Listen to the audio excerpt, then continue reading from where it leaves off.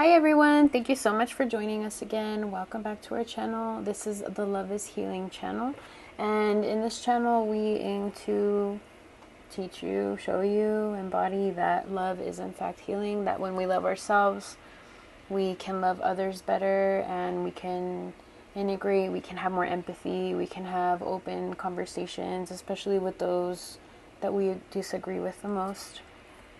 And yeah, we aim to have respectful dialogue and open-ended questions, and just, again, building that empathy and those connections with other people, especially those that believe differently from us.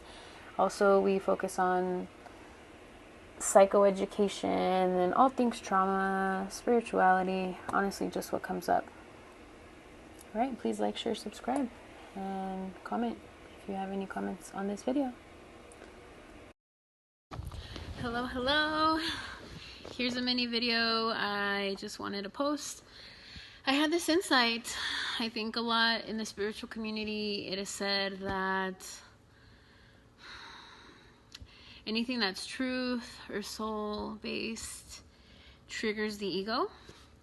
And I guess I was just driving and I had this insight of like, right, that makes complete sense, because ego is based in lack mentality, and it's based in fear, and fear is an acronym for false evidence appearing real. And right, so then if one is living more so in ego, if one is more grounded in ego, one is more grounded in fear and lack mentality and in projections of others. So one is living in a constant state of introjection, right? Taking in, soaking up all of the projections of others that are false, based in falseness. And somebody that's based in soul predominantly, or unity consciousness, so someone who's based more in ego is more fragmented and separated from themselves. So that would be separation consciousness. It's all the same thing: ego, fear based, lack consciousness, separation consciousness, right?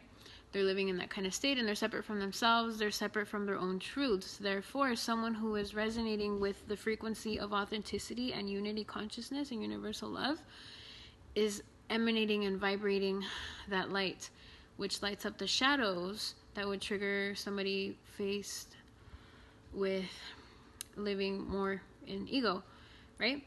And then also, just the mere fact that someone's living in their authenticity would trigger someone who is kind of living in a perpetual state of like lying to themselves and being inauthentic to themselves, that to see someone who is living in authenticity would trigger them, would make them uncomfortable, would make the introjections kind of come up and kind of devour someone, right? And then would just cause inner conflict and chaos, I suppose, a lot of cognitive dissonance. And so then it normally causes that person to project toward the person who is living in authenticity. Because the inner demons come out and they want to be cleared out, I suppose. I feel like there's more to say, but that's all I'm going to say for now on that one. Let me know what you think.